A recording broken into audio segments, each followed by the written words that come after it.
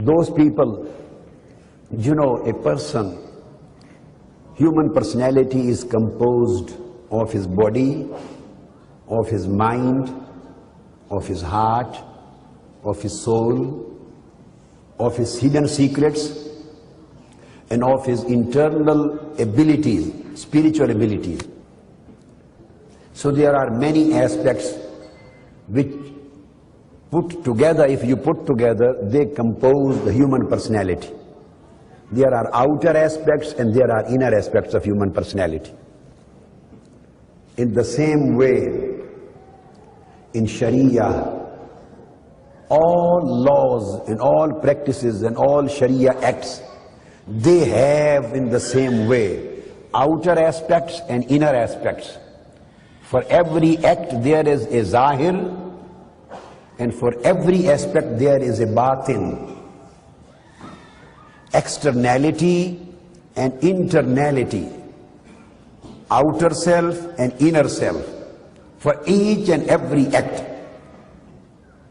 Even for good and pious acts, and even for sins, Quran says, Zahirul ismi wa batinuha.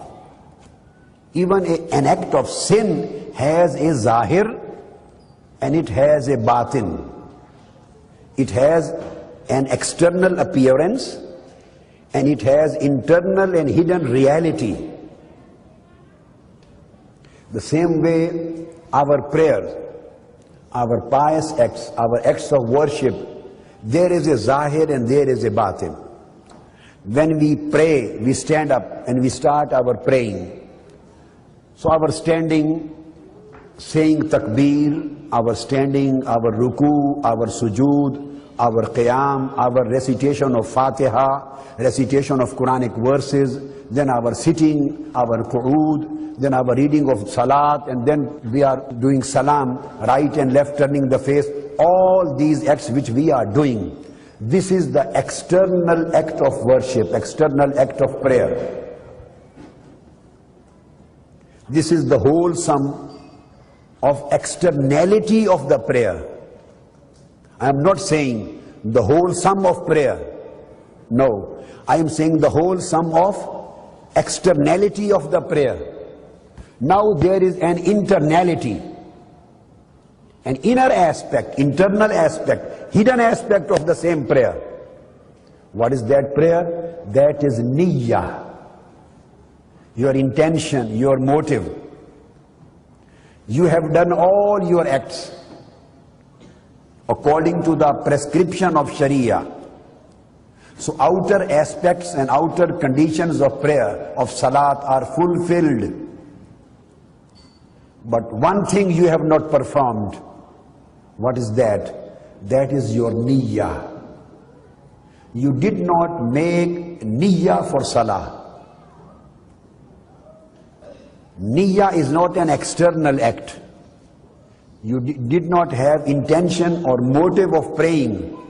But what intention did you have?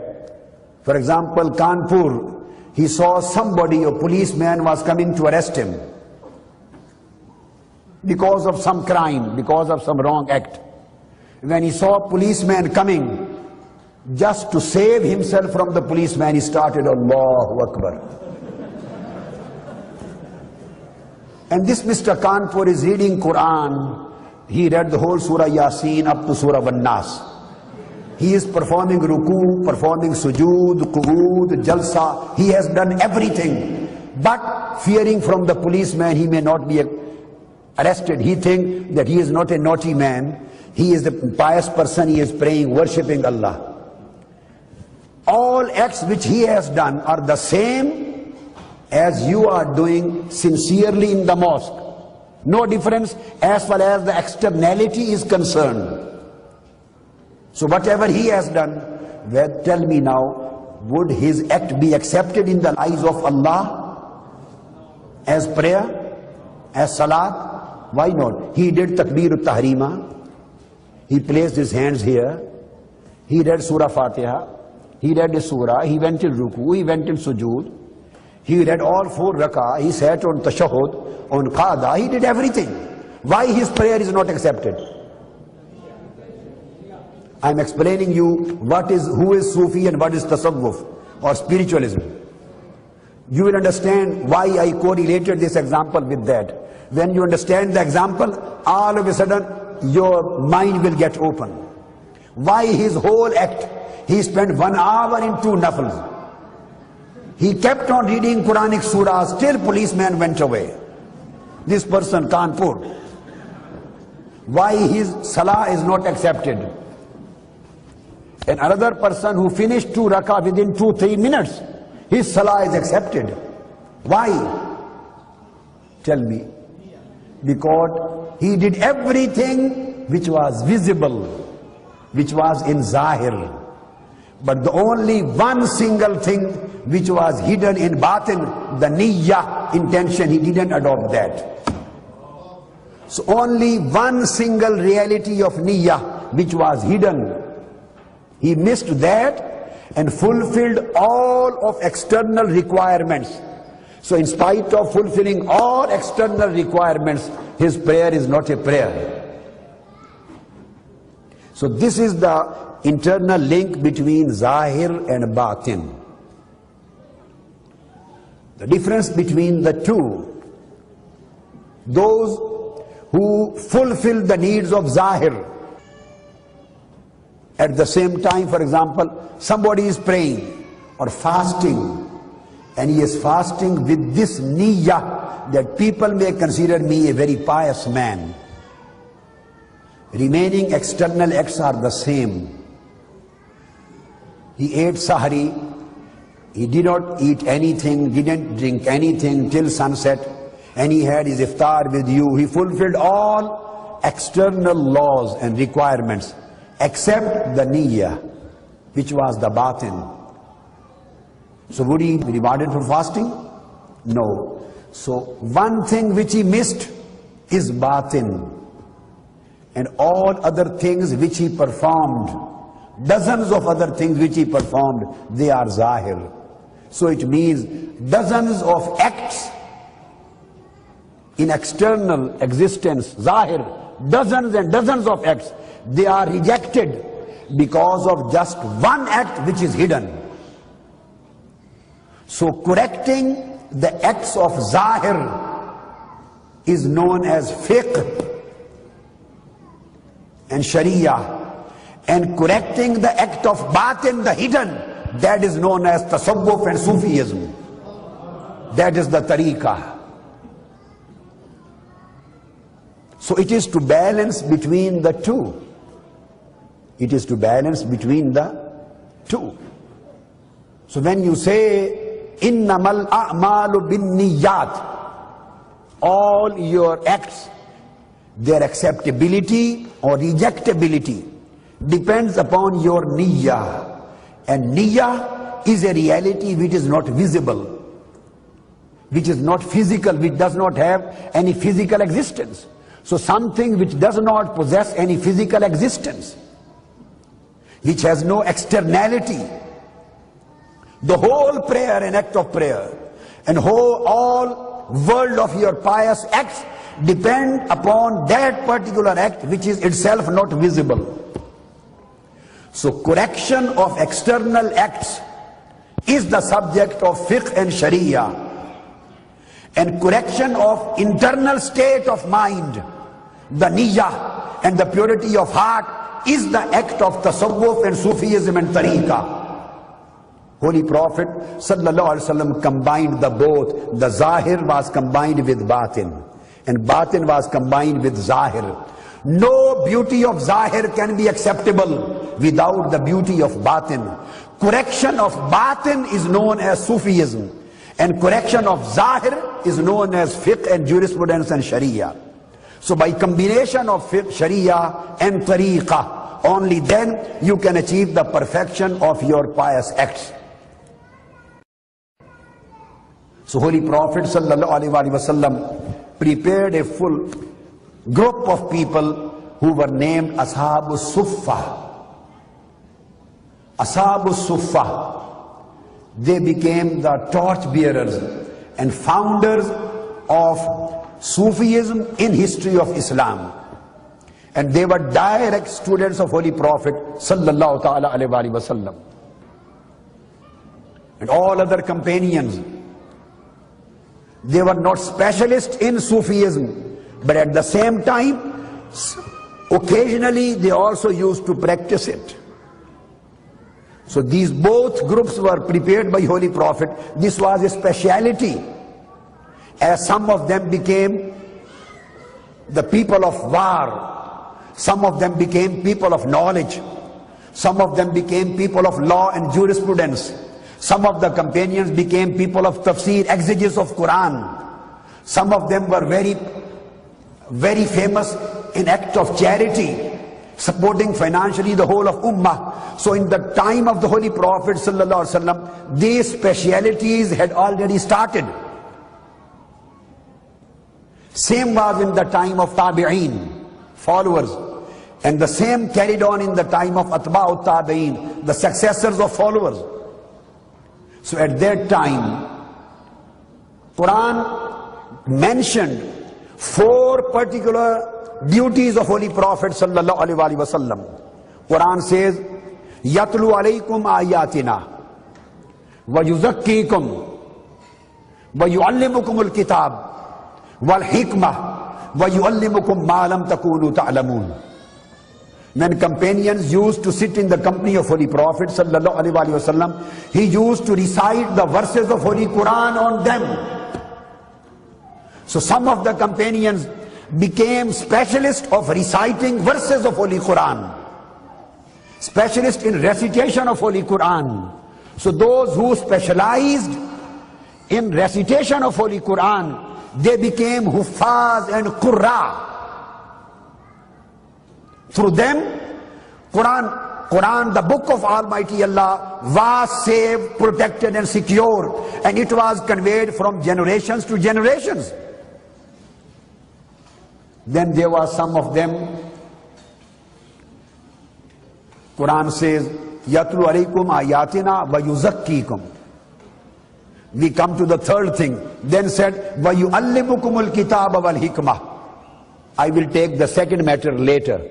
So the third category was yuallimukumul kitab. So some of the companions became scholars, became the jurists, became exegetical specialists, became authorities on Islamic law, like Abdullah ibn Mas'ud, like Abdullah ibn Umar, like Abdullah ibn Abbas, like Abdullah ibn Mas'ud. So some of them became specialists,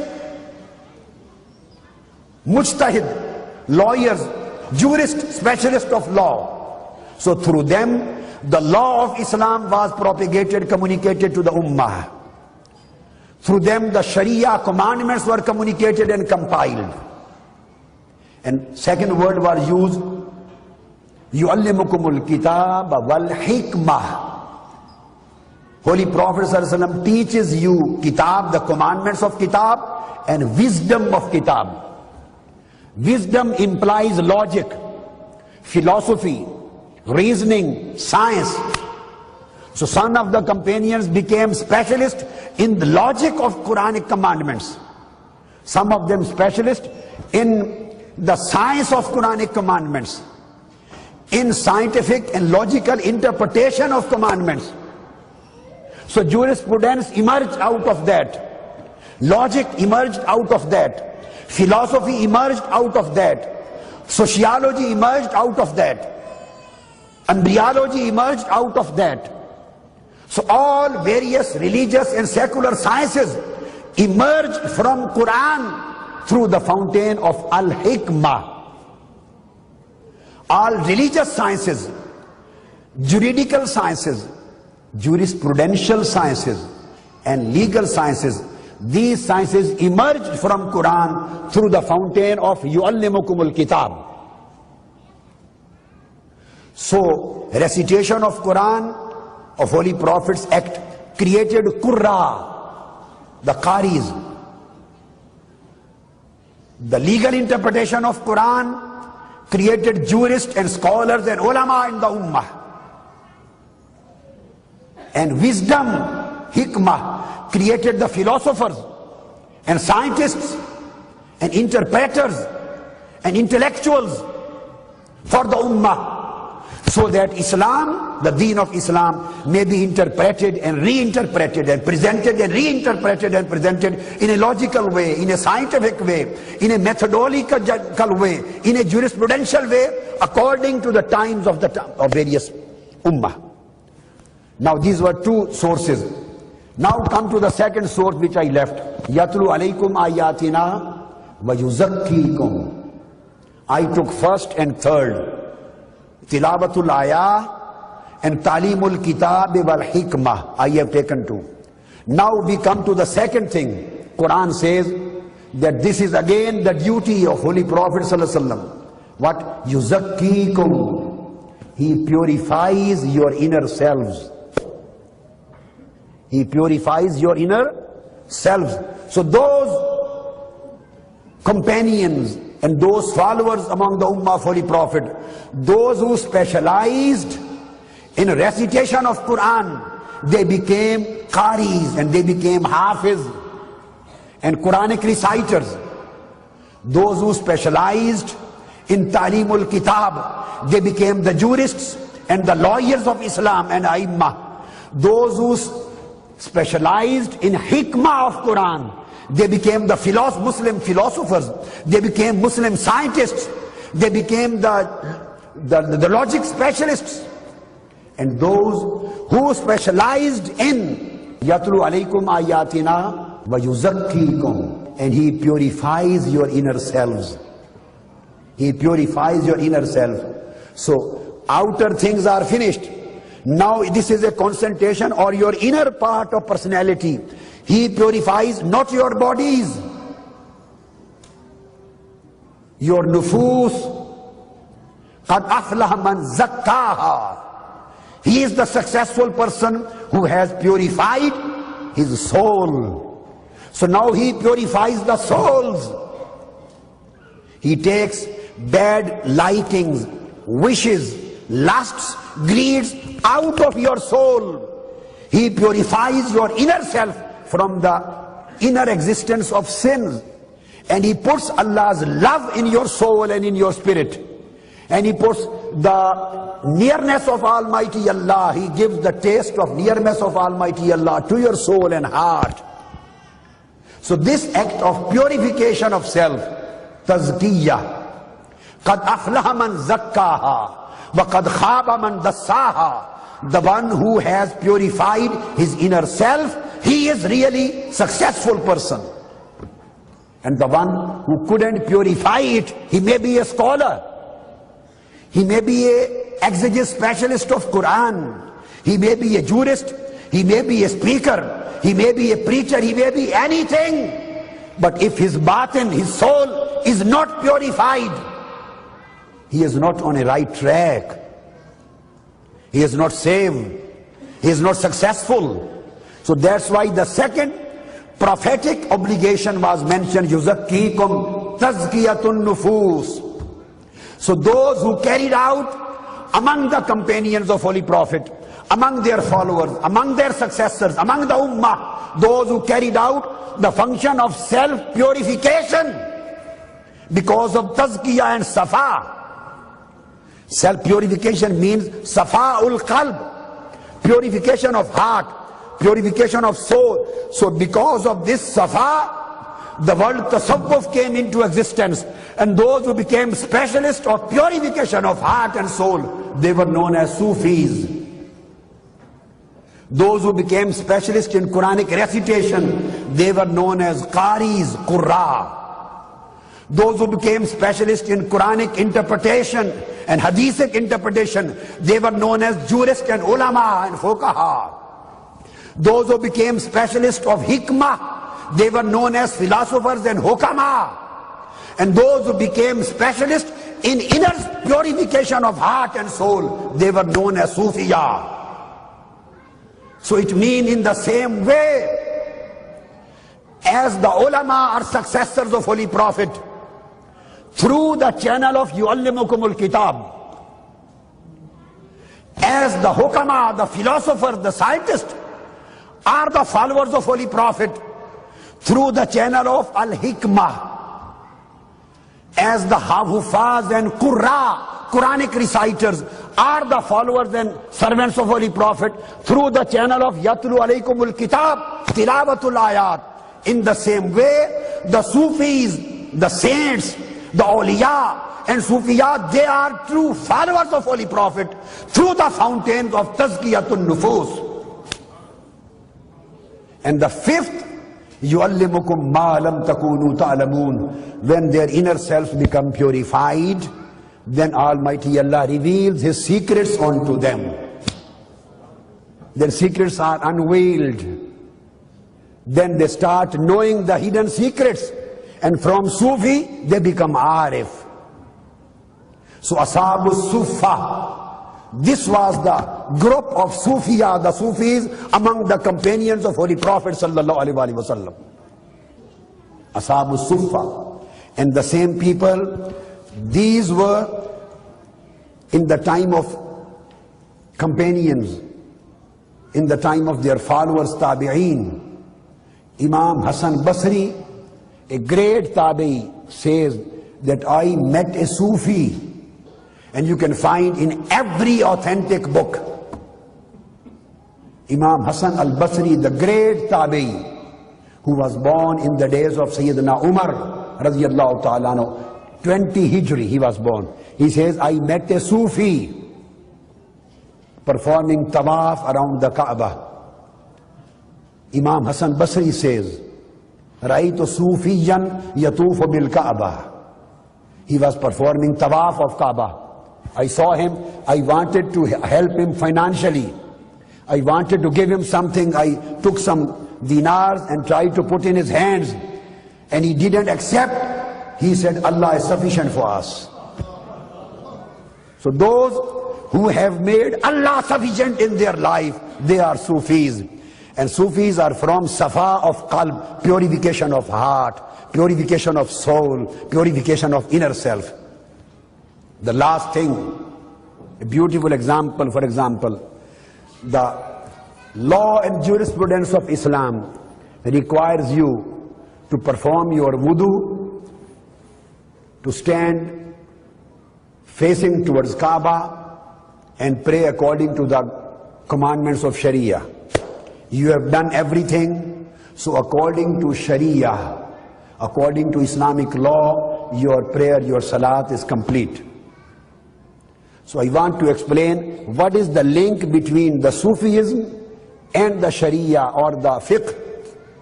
Fiqh says, Islamic law and jurisprudence says, your prayer, your salat is kamil.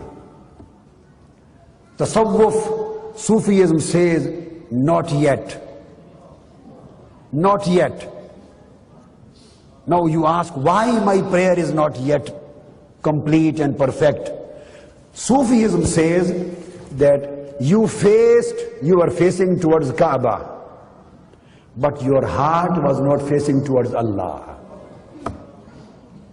So fiqh is interesting to put you straight facing towards Kaaba, and tasawwuf is interested to put your heart straight facing toward Almighty Allah, the Rabb of Kaaba. So if your bodily, this face is toward Kaaba, your salat is perfect according to fiqh. And if your heart is facing towards Rabbul Kaaba, the Lord of Kaaba, then your salat is perfect according to tasawwuf, Sufism. Sufism fulfills the requirement of the purity and sincerity of your intention. Purity and sincerity of intention is never, never, never the subject of Islamic law. I am saying a very significant thing. Take up the fiqh, Kutubul fiqh, Hanafi fiqh, Shafi'i fiqh, Maliki fiqh, Hanbali fiqh, Jafari fiqh, Salafi fiqh. You may take any book of fiqh in your hands and read the chapters.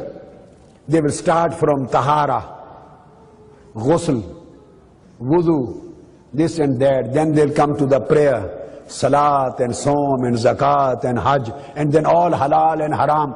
everything religious and secular would be mentioned there. I'm telling you a very significant point. And last, there are thousands. I have delivered 100 lectures, and every lecture, every episode of 1 hour on this subject of Sufism. 100 lectures. And every lecture is of 1 hour duration. It means 100 hours on concept of Sufism. 100 hours on this particular subject.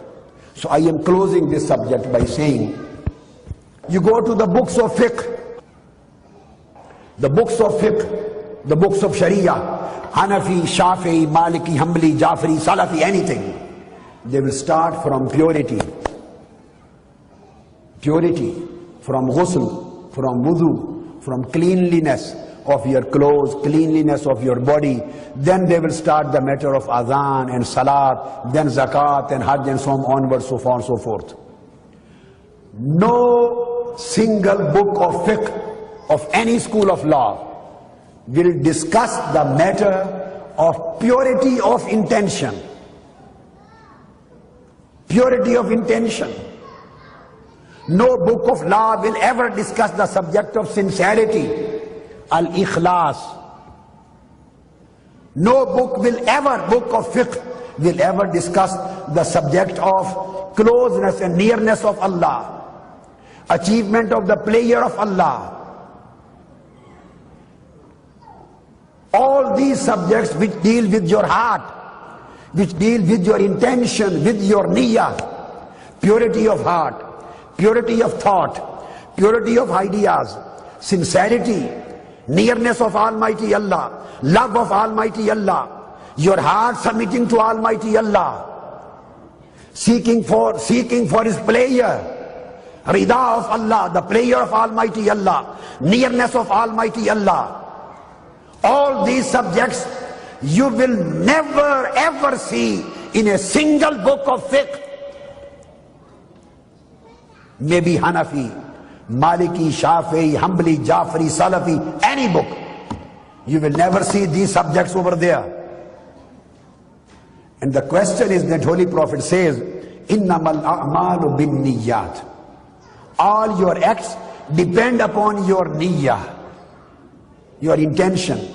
If every act and acceptability of every act or rejectability of every act completely depends upon your niyyah, the hidden thing, the motive, the intention which is hidden in your heart. Are you committing the act of riyah? You are doing this act to show somebody else, or you are doing this just for sake prayer of Almighty Allah? This is the sole criterion on the basis of which your acts are going to be accepted or your acts are going to be rejected. But you will never ever find this particular concept of the pleasure of Allah, the niyyah of Allah, the ridwanullah, Allah's pleasure, or seeking Allah's pleasure, sincerity, ikhlas of niyyah. These subjects you will never see in the books of fiqh. So where will you find these subjects? These subjects have been dealt by Sufism, by tasawwuf, by spiritualism. And Holy Prophet says that all acts depend upon your niyyah, and niyyah is not subject of fiqh. Dependability of acts is based on the purity of niyyah, and purity of niyyah is not the subject of fiqh of law. This is the subject of Sufism and tasawwuf and spiritualism. So it means every act which is away from spiritualism and tasawwuf and Sufi path, that is not able to be accepted in the eyes of Almighty Allah. So zahir, connecting zahir and batin, connecting zahir and batin, this is the only way how you get Almighty Allah's pleasure. So Holy Prophet ﷺ prepared a full-fledged group of individuals of Ashab al-Suffa, and they were specialized of Sufism. Ashab al-Suffa, they were specialized on Sufism, on spiritualism, on spirituality, and they were always busy in cleansing their inner self and developing and promoting the abilities of their spirit and soul.